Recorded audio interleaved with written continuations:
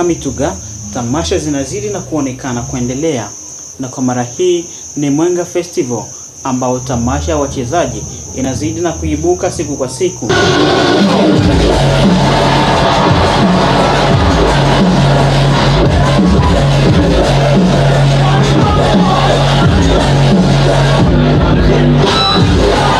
Kwa msimu huu umeona namna gisi wachezaji wamekuwa wengi.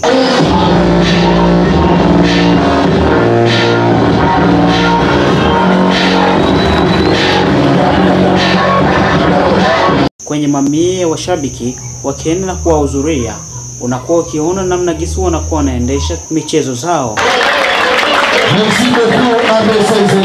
Wakiwemo wasanii kadhaa wa hapa tarafani Mwenga na jijini Kamituga. Miongoni mwao wanakuwa wale wanaokuwa wakiandika alama za wale wachezaji bora. Carlos Bogos Plata ni mmoja kati ya waimbaji wa hapa tarafani Mwenga na ambaye amewakilisha meza ya wasanii, na huyu amekuwa akichukua meza ya uandikaji wa alama.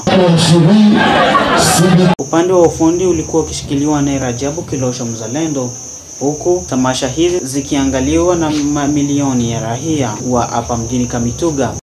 Tambua ya kwamba hii si mara ya kwanza kuonekana tamasha kama hizi hapa tarafani, na ambazo zinakuwa zinaongozwa na SS Production. Tambua ya kwamba tamasha zingine za nyimbo za Kikristo zinakuwa zinaendeshwa hapa mjini Kamituga, na hiyo inakuwa inaendeshwa kila siku ya Jumapili tokea majira ya saa 8 za mchana ya hapa mjini, ikiwa vile vile sawa na saa 9 za mchana saa za Afrika Mashariki. Media nyingi zikiwakilisha sherehe hizi kama Elila TV iliyoripoti hapo hadharani na kuonyesha namna gisi wachezaji wanavyoendelea. Ni hii video ambayo ilikuchagulia na kuweza kutangazia moja kwa moja.